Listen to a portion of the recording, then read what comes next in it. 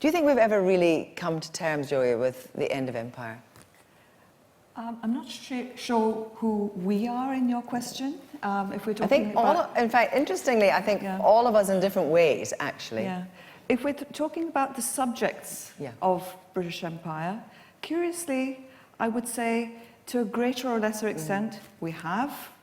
We more or less have moved on. I think this generation growing up probably doesn't really worry too much about you know, the issues that bothered us so greatly about colonial exploitation and so on. When it comes to looking at British people, I think perhaps the answer would be a bit different. I think, even though, again, here we have to be careful about disaggregating between different sections of British opinion, I would be inclined to say that no, there hasn't been that much moving on. There's a great deal of nostalgia for an imagined empire about which people are hugely and strangely ill-informed. They're not taught about what it was or what it actually meant on the ground. And also there is a willful unwillingness to understand that empire was not necessarily a great thing. So actually, you know, one of the ways in which, you know, one of the ways one can think about the meaning of empire today is to bring up that awful word which you probably don't want me to bring up, which is Brexit.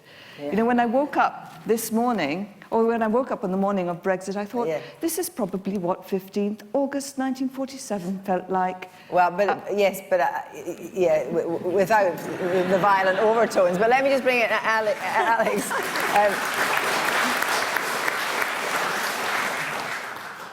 Is there any defense, do you think, of empire that can be mounted? I mean, you hear people saying, you know, it was all about infrastructure, and in fact, the law in India, you know, was well-made law, and it was the biggest democracy in the world, and it was, and still is, one of the biggest democracies. Can you mount that kind of defense? I mean, not very convincingly, in all honesty. It wasn't the biggest democracy in the world, it wasn't a democracy. I mean, you know, empire was not that system when elements... So, sorry, afterwards. Afterwards, yes, but that's got very little to do with the British. That's a separate choice. In terms of defending the British Empire, I think, I mean, current research really points much less to it being a sort of coherent project and much more to it being very chaotic actually throughout, really from the beginning. And of course, it was begun as a private company, not as a national project. And taken over. And yes, exactly, it evolved as it went along. We're in a situation now where, and you absolutely make the distinction about who remembers empire in what way. And just before I come on to Yasmin, I want to talk about this because actually it's not just, as it were, Yasmin's, the idea of the British in India, the British Empire, is also, you know, Belgians in the Congo, it's also French in Algeria. You know, empire is something that the British just don't want to talk about. I think it is a huge thing, empire. I mean, it isn't a monolithic thing. I mean, it's lots of different things. And I think the confusion sets in when people think it's a moral kind of slur on individuals, because there were plenty of people's grandparents and great-grandparents who were working as irrigation officers or what have you in Britain, and I think they feel sensitive about that. But the thing is, ultimately and fundamentally, it is structured along racial lines. I mean, that is the basic premise of empire, is that one group of people has the right to rule over another and have more responsibilities, rights, and economic privileges. And so I think, you know, when you look at it from a modern perspective of supporting democracy and racial equality, it's just really difficult to defend. And of course, you know, Britain's littered in strange municipal parks with statues to men of empire who really nobody wants to remember now. And I wonder, just bring KEHINDE Andrews in here, because you've studied all this kind of sociology of all this, and tell me, when we're looking at empire, you know, we find it very difficult in this country. I would say white people find it very difficult to imagine what empire actually has done for them now. Well, I think this is the important thing. There is no defence for empire. What it should be is it should be a stain on our collective identity. Unfortunately, 59% of British people believe it was a good thing because of the deficits in our school system. And I think partition's a really good example of really the horrors of empire. So you have that colonial arrogance that you can redraw a map. And it doesn't matter if 12 million people have to move.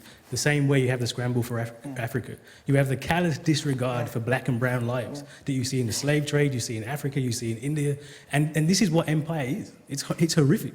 Yes, because this whole idea that Kehinde was saying about drawing lines, there was this great vogue for partition, Alexander. Sure. I mean, you can also see that, in the following year, 1948, that Palestine was partitioned, which has also not turned out terribly well. And also Iraq that year was sort of stuck together, which has also not turned out terribly well. So, I mean, I think we can probably sort of say on the evidence of that year that sort of this kind of very high-level line drawing on map and then run away state building isn't very successful. But Yasmin, in order to move forward in this country, do we have to address empire and in a way, what can you say, actually atone for empire? I think atonement is a different thing, but I think it's our history, it's everybody in Britain's history, and it's a British history. When people think about British history in segregation from empire, I mean, to me that's just unthinkable, because the institutions of state, the economy, and the people who are here living in Britain now, I mean, we're all kind of connected. All children, in a way, we're all children of empire. We're all children of empire. So I think just to sort of put it in a box somehow as a separate subject denies its fundamental importance to the origins of the modern British state. But also, I think we need to get away from these ideas about it being about pride or shame. I mean, very few of us today, we have heard from some people tonight who, of course, did experience it, and they may have their own opinions, but very few of us had anything to do with it. It's more about trying to understand why it happened, how it worked. I mean, that from a So why do we find it so difficult in this country to talk about empire? I mean, it's something that it is, 300 years of the way we behaved, and yet we set it aside because it's too difficult. I mean, I think there are lots of ways one could try and start moving towards discussions about empire, which perhaps focus more on the positive contributions that we see, for instance, in this room, where of diversity, of flows of goods and people. Empire was not, it was partly incoherent, but it was also largely an economic project of globalization. And as we sit today through a moment of deglobalization, we can reflect in interesting ways on what it was and what it wasn't, and what its legacies have been and what they might actually tell us. Yes, and also there is a new narrative now, which is that India is the economic superpower. Yes, absolutely. And we are nowhere near it, and we are actually going to be going as supplicants to India in a way for a lot more trade. Absolutely, but there's also, I think, a misapprehension in many minds, at least in terms of what I've seen, about the approach that Britain is going to get from the Commonwealth. When it goes as a supplicant, there's this assumption that Britain is going to be embraced with, a long-lost friend. That is not how Britain is perceived out there. The sooner the British recognise that, the better it is. It is interesting, though. There is quite a bit of friendliness towards the British. I mean, if you talk to Justin Rowlett in India, he doesn't hear... He doesn't hear it. He doesn't hear it.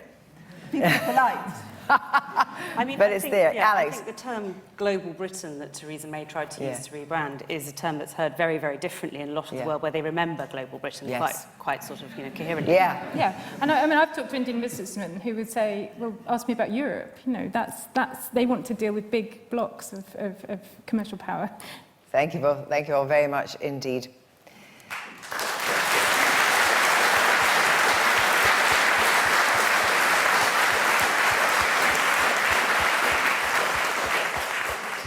Now, empire may be long gone, but its legacy is imprinted on Britain in so many ways. In 1948, the government passed an act allowing all citizens of the former colonies to live and work in Britain and help rebuild after the ravages of the Second World War. The Second World War in which many Indian soldiers had fought. That open invitation lasted until the early 1960s, and these British citizens that came from South Asia were among those who began the transformation of the way Britain looks today. Now, with us is Canon Michael Roden. Canon Roden, first of all, what did you know about what had happened? Well, I was brought up I was in secondary school in the 70s, and I learnt about Clive of India, and I learnt about the Indian Mutiny, and then I learnt about Gandhi, by watching the film. So that was the sum total of my historical knowledge. And so you decided to do something about it. What did you do? Well, I thought... Apart from a bit of self-education. A bit of self-education. So I thought, I'm sure that my children who are at school, I'm sure they'll be learning all about India and Pakistan and Bangladesh and the history. And then I realised they're learning less than I was learning. So, and it seemed to be that the sticking point is the disastrous and terrible, sad story and the interfaith disaster of partition. And that was making teachers very shy of teaching Indian history. So we then tried to set about a method by which people, we might be able to try and put the Indian history in the school's curriculum, because it's not there. And when you went about your business and you tried to educate, and you did educate, what was the response? Well, I think people would say, we just didn't know this stuff. And so at the moment, the history curriculum is Hitler and the Henrys, really, essentially. And it's not good enough. We've got millions of people of South Asian descent in this country, and it's not serving us well. So if we could if partition is the most difficult thing that's stopping us telling the South Asian story, the key thing seemed to be to try and find a compassionate way into that. So we've been using drama, a very fine play written by my colleague here, Sudha Bhusha, called Child of Divide. We put that play on in Hitchin. We got various children in from Luton and Hitchin to watch the play, and then we got the Runnymede Trust in to sort of evaluate how that went. And I think that... And you got 5 stars. We did, actually, yes. Yeah, so we're trying to model that. So the play, luckily we've got an Arts Council grant. That play's going around the country. So with history materials. But really, I mean, the government ought to shove this onto the national curriculum. Thank you very much indeed.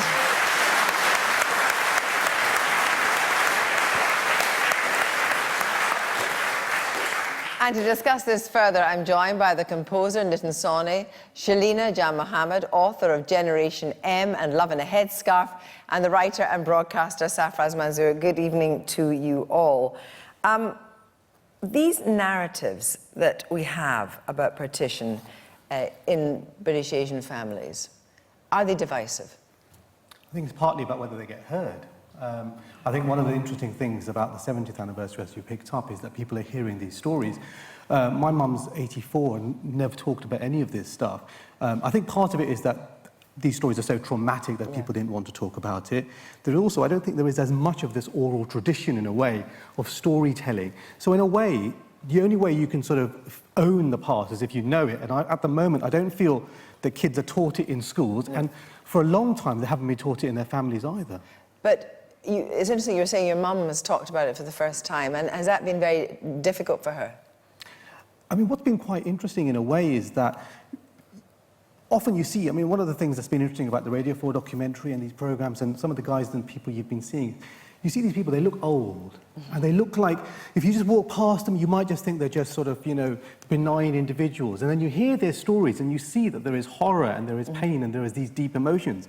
And I guess when I listened to my mum, it made me think about her as a 13-year-old girl, and seeing all this stuff and hearing these kind of things. And in a way, you're brought back to what these people were like as children rather than as old people. NITIN SAWHNEY, I mean, the stories in your family must follow a similar line. Absolutely. I mean, my dad was 20 during the time of partition and came down from Lahore at that time into India, and my mum was 11, and they do have very dark and awful stories of bloodshed and so on. But at the same time, I think they came to England with a real sense of optimism. And I guess one of the legacies is that there's a real sense of resisting racism, to be honest, which I think they passed down to us, to actually really understand what true justice is. But, there is an issue, isn't there, with conversations between the different British Asian communities to discuss this? I mean, I've really felt it over the last week or so with all this coverage of partition, that actually the barometers felt very emotional. I mean, I've sat in front of the TV and cried tears at some of these stories. And actually, whatever side, whatever country origin you're from, your heritage, there's been something about loss and heartbreak that has brought people together. And actually, I think that's rather poignant and ironic, given that actually you know, we talk about partition, but actually we ought to talk more about independence, because this ought to have been a moment of great joy for people of the subcontinent. Yeah. And it's very interesting, in the UK, we talk so much about partition and we don't talk about independence. And I think, in a way, that's part of the discussion of trying to think about empire as this benevolent, good thing. Actually, when independence was granted, it could have been done in a completely different way. But instead, we talk about partition as a sort of problem of the colonised that made it all go wrong, when the seeds of this terrible man-made disaster were in the way that independence was granted. But it is good now. It is good now to have this particular anniversary where we're hearing, so, as you say, so many more stories. But I wonder, I'm going to now go to the audience and speak to Poonam and Joshi. I wonder if you have the microphone there. Because, Poonam, your story is very unusual. I mean, that you're a Hindu woman married to a Muslim in this country, and still the communities on many levels are still entirely separate, and lots of people within the communities themselves, the younger people, don't know why. And I wonder what your story is and how your family dealt with it. So my story is, my mother was 17 when she left Lahore. And I guess the genesis of who I chose to marry is the seeds are there in her story, which is that her life was saved by a Muslim neighbor to whom she tied a rakhi. So he was her brother. And he enabled my grandmother and my mother and her sister to escape, got them on a train, the train after everyone was slaughtered. They arrived in Jalandhar, where they were sheltered by a Sikh family, and then she was harassed by Hindu men for being on her own. And what she showed me was the complexity of conflict and violence. So she kind of stepped away by, from saying Muslims do this, or reducing people to their identity. And she spoke of horror, but she also spoke of compassion. Yeah, and in a sense, was that a way in which you felt at ease about intermarriage? I wouldn't say I was at ease. I think it was sort of a very clear message in any Hindu Sikh household: do not marry somebody who comes from a Muslim background. In this country in 2017. And that precedes partition. It's the whole history of Hinduism, Islam in India, Sikhism. It precedes sort of partition. So Saf, the whole idea is that partition still reverberates in the lives of British Asians in Britain today. I mean, one of the things I think is really interesting about the potential ripples through it are, one of the things when you hear people talking pre-47, you often hear people saying, as you heard, they say Muslims, Sikhs and Hindus barely knew what their faiths were. They turned up to each other's festivals, etc. Pre-9/11, and definitely pre the Iranian Revolution, there was a sense of migrant communities basically being Asian.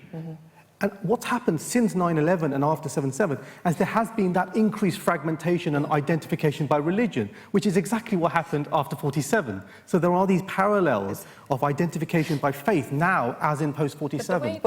The way that we frame the story of independence and partition is, and I speak of somebody who's of Indian heritage, that, India is seen as the great inheritor of the greater India, and somehow Pakistan and Bangladesh, which, by the way, hasn't been mentioned today, Bangladesh is, a key part of this, are somehow the sort of problem children.